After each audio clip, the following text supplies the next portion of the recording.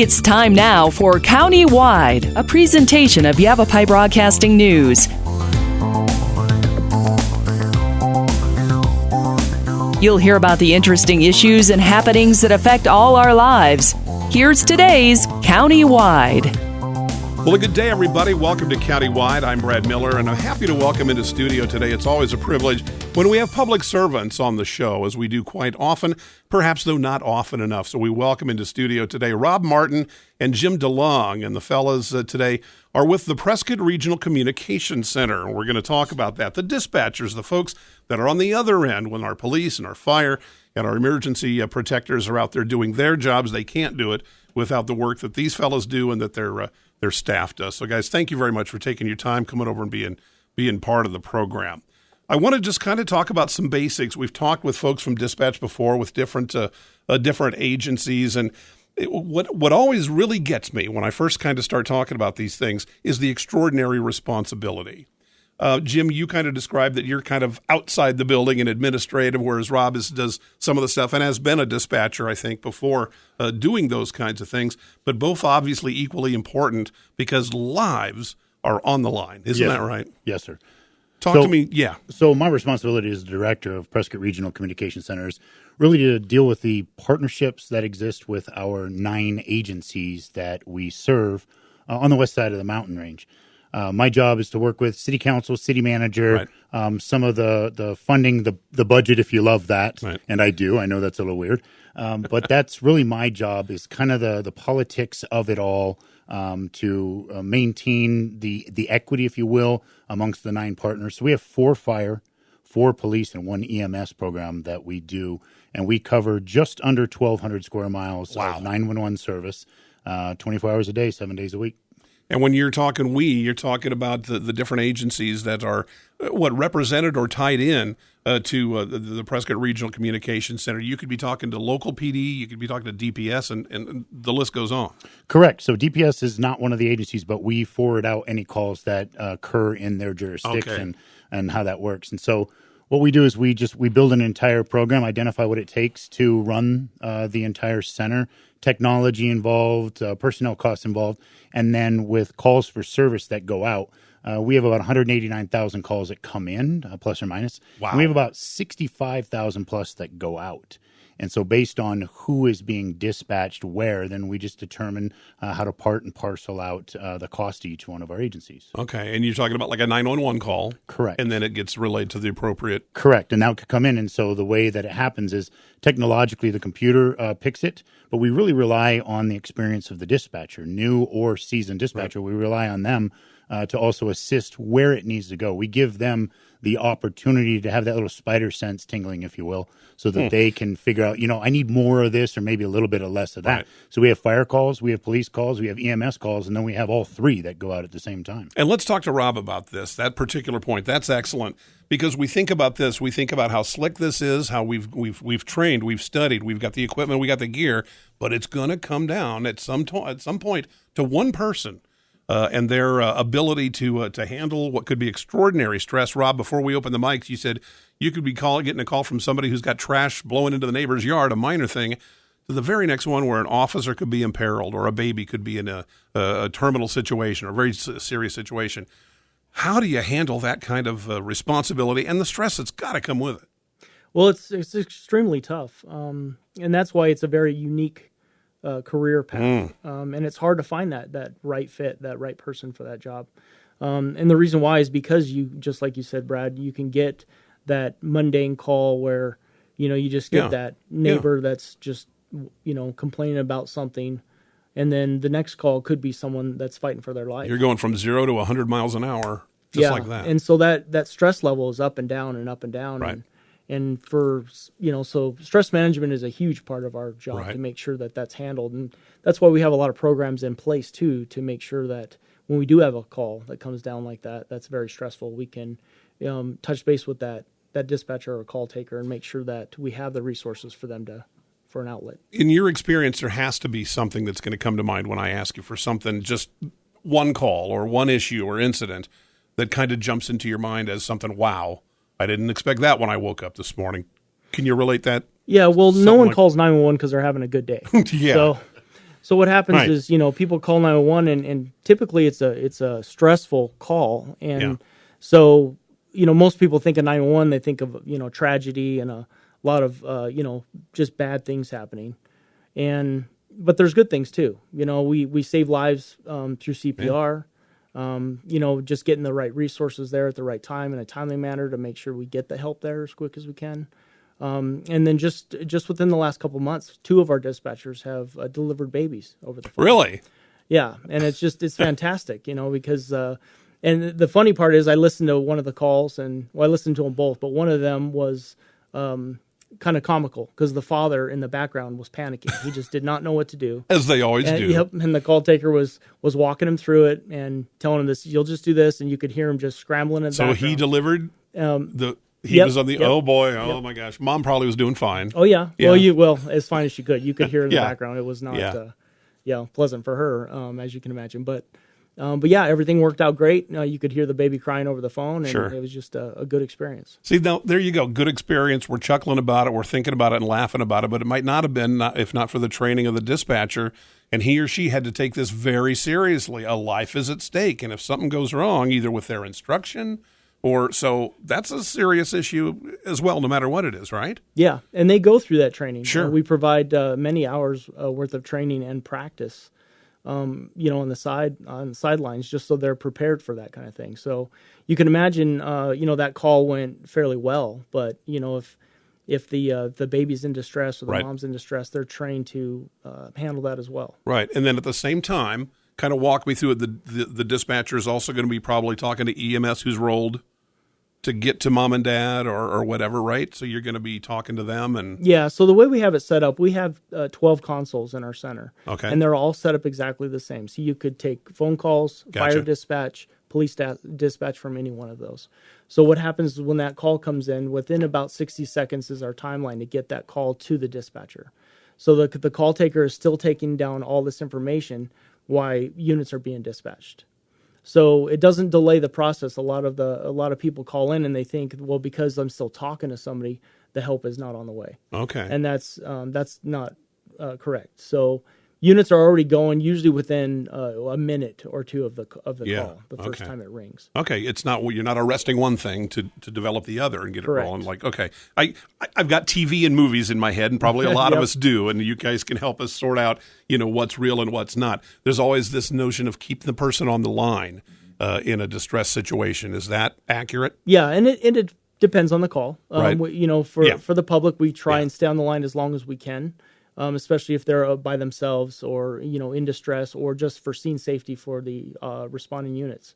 We need to make sure we keep that updated information going to the units, and we can't do that if we hang up the phone. So Right. there's definitely a lot of different circumstances why we would hang up early or continue to stay on the line. It seems like how much training, and I know you are recruiting, and we'll talk a little bit more specifically about that. If someone is listening today, this can be a very rewarding and compelling career for the right person. And getting to the right person has got to be tricky. I think about that. You might have to help deliver a baby. You might have to give instructions for CPR in a terrible, terrifying moment. You might have to talk to somebody who is lost out in the woods. We cover those kinds of things. You might have to talk to somebody who's in an MVA and someone is deceased and think, my gosh, how much training can you give a person to be able to absorb all of those, keep their heads clear, and do their jobs? What does it take? Yeah, I mean, it like I said, it takes that special person. And the problem is you don't really know if you can even do it until you do the job. It's one of those that you can go to school, you can prepare as much as you can, but you really won't know how you'll react to that and to know if you can even function with that until you actually do the job. So that's why it's tough on us to try and find that right person. Wow. And you mentioned the training, but the other side of it is, you're working weekends, holidays, nights, days, sometimes a little bit of both. Stops. Yeah, so I mean, you have to be able to manage that with your family as well. Wow. All right. Well, let's take a short break here. I want to talk a little bit more about that because I know there's recruits out there. You're looking. I know we talked with some folks in similar positions from the Verde Valley side. They were looking for some recruits even a year ago. So we don't want you to come up short. We don't want you to have any of those kind of staffing issues. So let's talk more about that when we come back. Compelling stuff. Our guest today, Jim DeLung+Robb Martin, the Prescott Regional Communication Center, at the front line, along with the officers and the other first responders protecting our communities. We'll take a short break. It's countywide. We're back right after this. Life changes, then it changes again. Predicting the unexpected in life is impossible. That's why it's called unexpected. So when it comes to financial goals, our philosophy is don't predict, prepare.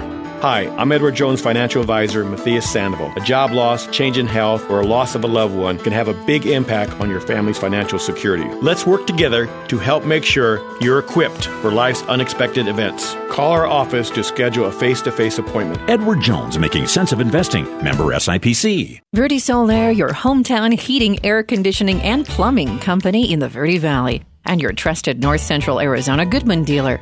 Goodman is a name you can trust with the revolutionary Comfort Bridge technology factory installed into select Goodman gas furnaces and air handlers to ensure the entire system operates at peak energy efficient performance.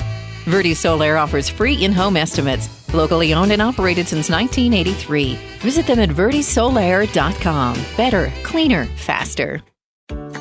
Let's talk. That's the message from Jonna Randall Murdoch, your local Farm Bureau agent, providing a personal touch when making insurance and financial decisions. Jonna will simplify your insurance needs while offering competitive pricing. Let's talk auto, home, life, and farm.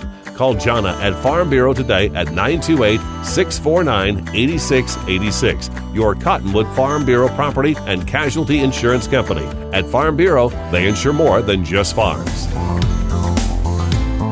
We welcome you back to the program. It is Countywide. I'm Brad Miller. Rob Martin, Jim DeLung are here in the Prescott Regional Communication Center. And as different communications and dispatch centers go, this is one of the bigger ones in the state, or certainly our part of the state. Jim. Definitely some of the bigger in the state, but we are the largest by far in Yavapai County. Okay. And so that means what? You're just different, just more. It's just more. More of everything. We're already regional. So we've got 9 partners in town, and so is our partners over at Cottonwood. They have 11 partners that I believe over there. So as far as a regional aspect that exists, we are covering, like I said before, just under 1,200 square miles. And then the other ones would be unincorporated that's taken care of by the county, our other partner that's out here as well. Right. So we're the big kids in the county, and that just means that it's because of our population size. Yeah, sure. Talk to me about just kind of specifics. Rob kind of mentioned there's like a dozen consoles. Ring, ring, ring. The phone rings, 911, and it's a motor vehicle accident, say. What happens after I've got that person on the line? If I'm the caller, if I'm the person in distress, now I'm talking to a dispatcher and I'm giving them what kind of information? What am I going to be asked first? It's a fascinating process. And so the first question that's asked is always to verify and validate your location. And if you're calling from a cell phone, there's opportunities for us to get that right off of your phone using technology that exists inside of Prescott Regional. But we will always validate that no matter where you're from. And so that's what's important. And so when the person is calling in, they need to know that they're talking to a call taker. And it's not slowing down their response at all. That person is getting all of the pertinent information. Now, it's interesting that you pulled up a motor vehicle accident. That is basically it's a triple threat call where all 3 are going to be involved. You're going to have police, you're going to have fire, and odds are, based on it, if there's injuries involved, you're going to get also an ambulance service that's there, one of the 2 that we have on our side. And so what people need to understand is that when they're talking to the call taker, they're going to get the information that they need as fast as possible and get it into the call, because immediately they'll send it over to the appropriate dispatcher or dispatchers. Right. So the example is, say, if we have an injury accident that's out there, that call is going to go, it's going to be a dual call. It's going to go to police dispatcher and it's going to go to a fire dispatcher. So we're talking about 2 different people. So you have a call taker taking the information in. Your second and third are going to be your police and fire. They're going to be waiting for that information to relay it out to the public safety professionals on the street. What happens often is when people are talking to the call taker, they get quickly frustrated about, why are you asking all of these questions? We've heard it a million times, haven't we? So really the first thing, and I tell people that come in and they do a walkthrough, the number one thing heard in our center is, what's the address of your emergency? Right. Okay.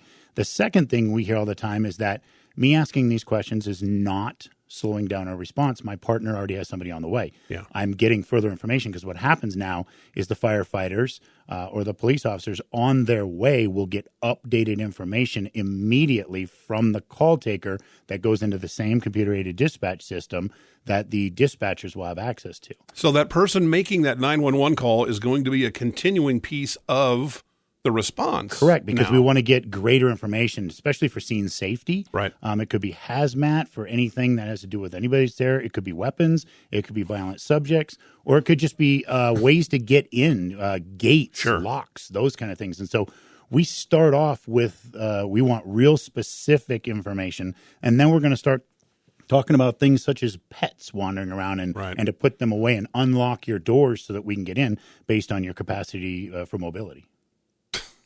Exactly. Do you have in front of you? I mean, there's training, and then there's this big brain thing. Is there do you have time? Is there a checklist in front of you? Is there some kind of sort of? And so let's talk about the training piece real quick. So there's 3 weeks of classroom training. So when we hire you, you come in. It's a couple months process to get hired. Sometimes a few months based on how long it takes for you to get your background packet done. Then you come in. You have 3 weeks of classroom training, where we go through all of the policies, all the conversations, all of the information that we can give in a classroom. Like Rob was speaking on before, you really don't understand the job until you do the job. You learn this job by doing the job.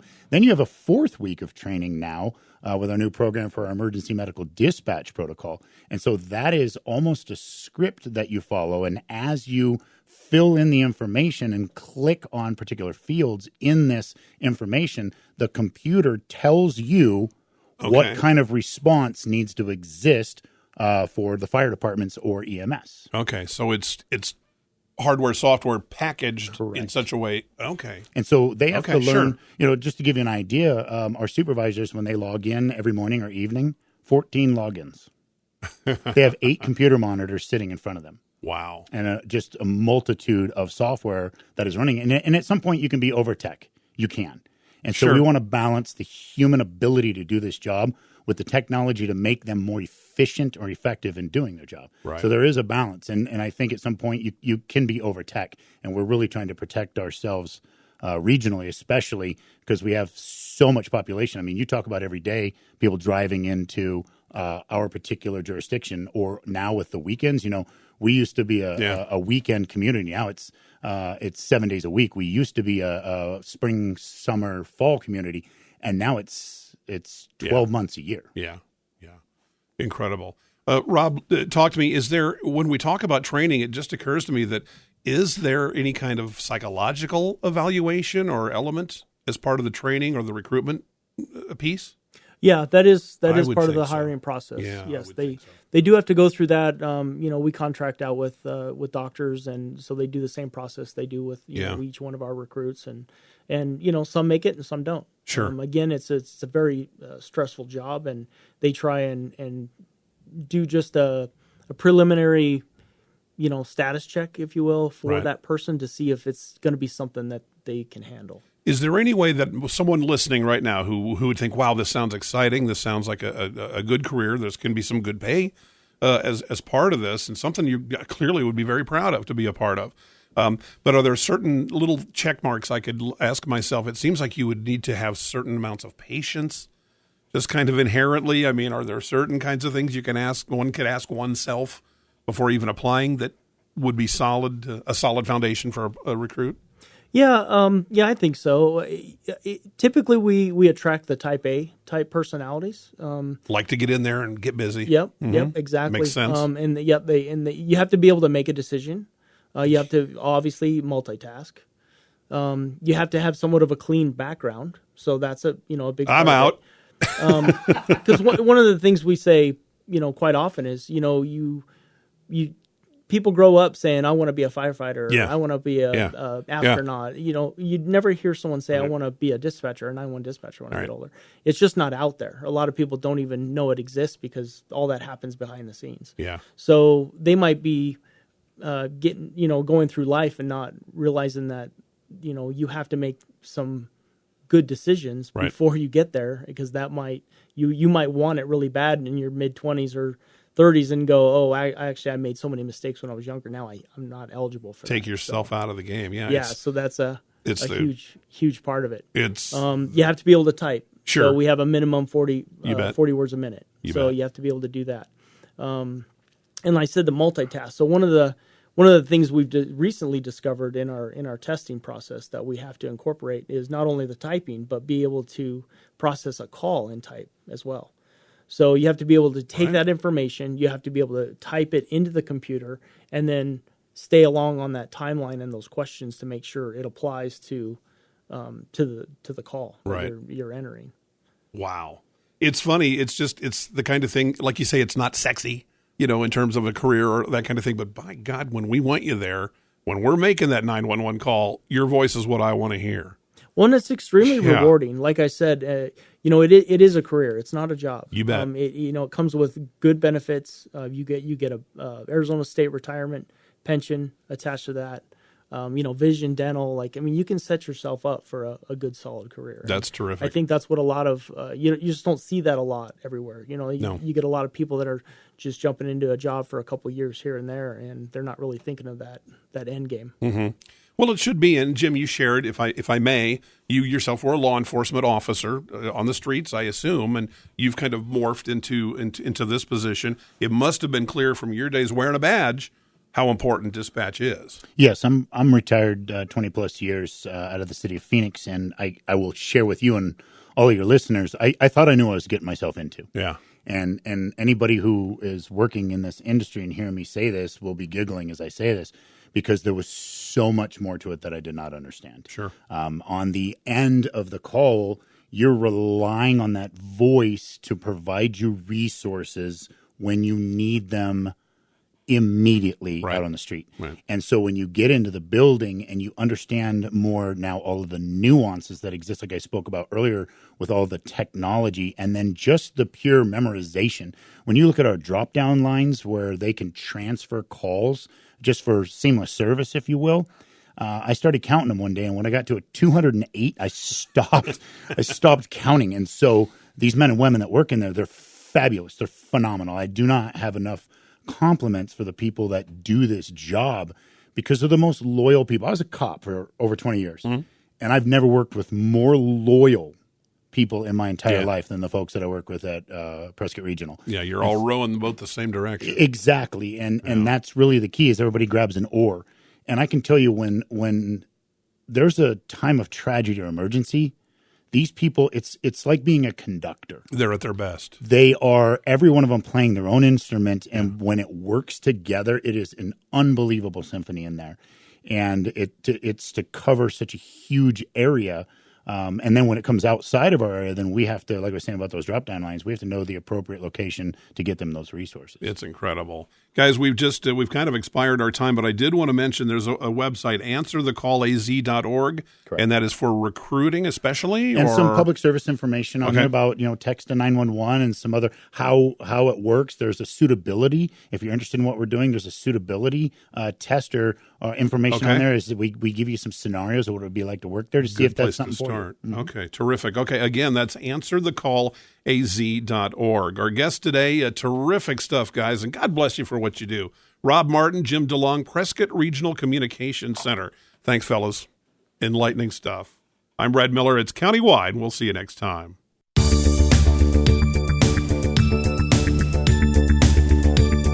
This has been Countywide. Listen in each Tuesday and Thursday at this time.